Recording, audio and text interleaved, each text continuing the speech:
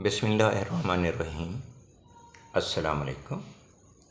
आप देख रहे हैं मेरा यूट्यूब चैनल मुहब्बे वतन और मेरा नाम है मियां मंजूर अहमद राय। आज आपके सामने कुछ बातों पे बातचीत होगी। सबसे पहले तो बहावलपुर वालों को मैं खुशखबरी दूंगा और पंजाब हुकूमत की तरफ से भी ये अच्छा इक़दाम है कि उन्होंने स्पीडो बस को डोधरा से बहावलपुर और बहावलपुर से डोधरा के लिए जो किसी वजूहात की बिना पर बंद की गई थी उसको दोबारा उसका आगाज़ कर दिया है, जो कि अच्छी बात है। जो चीज़ें किसी भी पार्टी में बेहतर पाई जाएंगी या जो काम अच्छे किए जाएंगे उसको ज़रूर हम जो है ज़ेर बहस लाएंगे, लेकिन जो चीज़ें ख़राब होंगी उसके ऊपर तनकीद भी होगी और कुछ उसके ऊपर इस्लाह के लिए भी पॉइंट दिए जाएंगे। आगे पार्टियां समझती हैं या नहीं समझती हैं, उनकी अपनी ज़िम्मेदारी है कि वो किस हद तक आवाम की राय को मुनासिब समझती हैं। दूसरे नंबर पे जो एक आज मैं गया हुआ था लोधरा बहावलपुर से, तो रास्ते के अंदर मैंने जगह जगह मुस्लिम लीग नून के जो है बैनर देखे और यहाँ तक बड़े बड़े जो बोर्ड अवेज़ा हैं उसके ऊपर भी उनके जलसे जुलूस के बोर्ड लगे हुए थे, जिस पे मरियम साहिबा और वज़ीर आला पंजाब की तस्वीरें थीं और इसी तरीके से जो है वो अवेज़ा थे। तो मैं अरबाब इख्तियार को भी और अदलिया को भी कहूँगा कि पाकिस्तान के अंदर जो गुर्बत है और पैसा भी नहीं है, तो क्यों ना पार्टियों को पाबंद कर दिया जाए कि इस तरह के बैनर आवेज़ा करने के लिए इसके ऊपर बेदरेग जो सरकारी वसाइल इस्तेमाल किए जाते हैं या उनके ज़ाती भी पैसे खर्च होते हैं, तो इन पैसों को बचाने के लिए जो एक गरीब और कर्ज़दार मुल्क है उनको बचाने के लिए इसके ऊपर पाबंदी लगा दी जाए। आजकल मीडिया का दौर है, वो अपनी वीडियो बनाएं या उसके ऊपर ऐलान करें कि फ़लाँ तारीख हमारा जलसा होगा, जो लोग जलसे में आते हैं आ जाएंगे, नहीं तो उनकी लीडरशिप मौजूद है, उनके करंदे मौजूद हैं, वो उनको घरों से लाते हैं या नहीं लाते। ये जो एक अजीब तरह का ड्रामा रचाया जाता है इसको बंद किया जाए और जो आवाम का पैसा है इसको गलत तरीके से इस्तेमाल करने से रोका जा सकता है और इसी पैसे को आवाम की भलाई के लिए या पार्टी के अंदर किसी अच्छे काम के लिए, रफाही काम के लिए इस्तेमाल किया जा सकता है। तीसरे नंबर पे जो बात मैं करना चाहता हूँ, मौजूदा हुकूमत 13 पार्टियों की हुकूमत है, लेकिन इन 13 पार्टियों में से बिलावल साहब ने सिर्फ एक लॉन्ग मार्च किया और वो भी अदम एतमाद से पहले। उसके अलावा किसी पार्टी ने कोई जलसे जुलूस रैलियाँ वगैरह नहीं निकाली। अब इमरान खान साहब वो तो हुकूमत से बाहर जा चुके हैं और वो उन्होंने अपने खिताब में कहा था कि जब मैं बाहर निकलूँगा तो मैं पहले से ज़्यादा ख़तरनाक हो जाऊँगा। उसने तो अपने इस काम को पूरा करने के लिए जलसे जुलूस और रैलियाँ निकालनी शुरू की,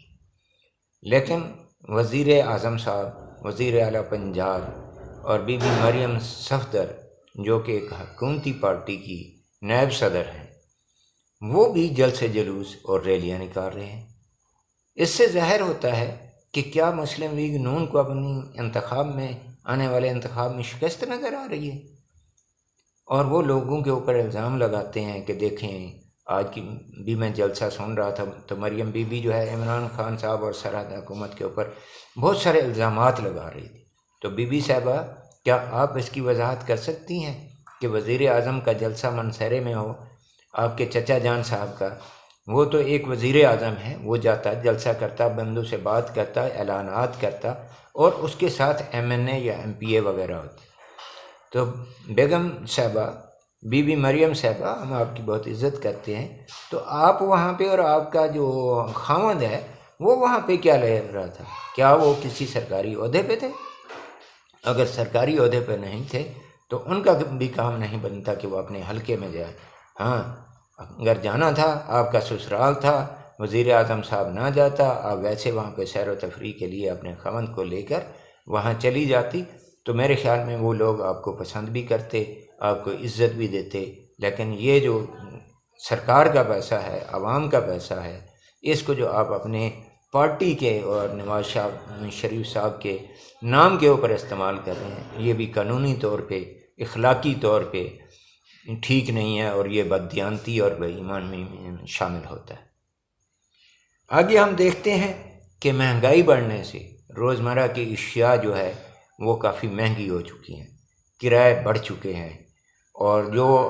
وزیر اعظم صاحب آٹے کا اعلان کر رہے ہیں کہ جی آپ کو اتنے کا جو ہے 15 کلو کا تھیلا ملے گا، یا 10 کلو کا، یا 20 کلو کا ملے گا، وزیر اعظم صاحب میں آپ کو یہ کہنا چاہتا ہوں کہ اگر آپ نے اس لوگوں کے اوپر مہربانی کرنی تھی، سبسڈی دینی تھی، تو آپ اس کو جو ہے یوٹیلٹی سٹور پہ نہ کریں، اس کو سر عام آپ اعلان کرتے کہ پورے پاکستان میں آٹا کا تھیلا اتنا ملے گا، چاہے وہ ہوٹل والا خرید کرتا یا گھر والے خرید کرتے۔ اگر ہوٹل والے کو بھی آپ سبسڈی نہیں دیں گے، یوٹیلٹی سٹور سے وہ آٹا دیں گے جس کے اوپر جو روٹیاں جو ہے وہ یہاں سے ٹکڑے لینے والے لے جاتے ہیں، انہیں کو وہ فیکٹریاں پیستی ہیں اور اس آٹے کے اندر شامل کر دیتی ہیں۔ یہ میں ایسے نہیں کہہ رہا، اگر شک ہے تو اپنی انتظامیہ کو لگا کے دیکھیں، فیکٹریوں کے اندر جو ہے خفیہ جگہ پر یہ چیزیں پڑی ہوتی ہیں، تو آپ ان کی بھی چیک کر لیں اور مہنگائی کو کنٹرول کرنے میں مدد ملے گی۔ اور تیسرے نمبر پہ جو لوگ کرپشن تھے، چاہے وہ کرپٹ لوگ تھے، چاہے وہ پولیس میں بیٹھے تھے، کسی اور اداروں میں بیٹھے ہوئے تھے، یہ بھی بات آپ کو واضح طور پہ میں بتا دوں کہ ماشاءاللہ ان کے ریٹ بھی بڑھ چکے ہیں۔ کیوں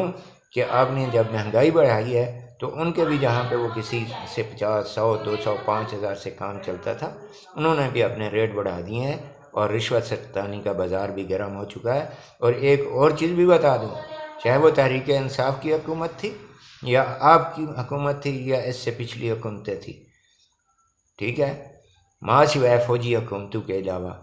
جو آپ کی نوکریاں ہیں وہ بھی بیچی جاتی ہیں، اور جو آپ کے ایم این اے، ایم پی اے ہیں، یا جو اداروں کے اندر افسران بیٹھے ہوئے ہیں، وہ منہ مانگے داموں سے نوکریاں بیچتے ہیں۔ یہ میں غلط بات نہیں کر رہا، یہ پائیدار بات ہے۔ میری ایک بندے سے ملاقات ہوئی اور وہ معذور تھا، اس کو معذور کے کوٹے میں وہ نوکری دی گئی، اور 11 ویکنسیاں تھیں، 9 بندے آئے، اور 9 بندوں میں سے اس بندے کو سلیکٹ کیا، اور اس نے 4.5 لاکھ روپیہ دے کے معذور کے کوٹے سے نوکری حاصل کی۔ اور میں اس بندے کا نام بھی نہیں لینا چاہتا، اور آپ کو پتہ ہونا چاہیے، اور ماشاءاللہ آپ کو سب کو پتہ ہے کہ یہ نوکریاں بیچی جاتی ہیں اور لی جاتی ہیں۔ اور اگر شک ہے تو جو منحرف رکن ہوئے ہیں دنیا بھر سے، ان کے علاقے بھی نوکریاں بیچی گئی ہیں، اور لوگوں نے اعلان بھی کر دیا ہے کہ جی اب جب یہ ہمارے پاس دوبارہ ووٹ لینے آئیں گے، اگر یہ ہمیں 5 لاکھ کی نوکری دے سکتے ہیں تو ہمارے ایک ووٹ کی قیمت جو ہے یہ 50,000 روپے ہوگی۔ اور جہاں تک ووٹ بیچنے کا تعلق ہے، وہ بھی میں آپ کو بتا دوں کہ جب جہانگیر ترین صاحب اور ایک اور پارٹی کا جو ہے الیکشن ہو رہا تھا، اور اس کے بعد بھی الیکشن ہوئے، تو لاہور سے بھی بوریاں بھر بھر کے لائی گئیں اور لوگوں کو پیسے دیے گئے۔ پھر اگلی دفعہ جو تھا وہ نون لیگ نے پیسے لائے اور جو ہے الیکشن لڑا، جو وہ جیت بھی گئے، ٹھیک ہے۔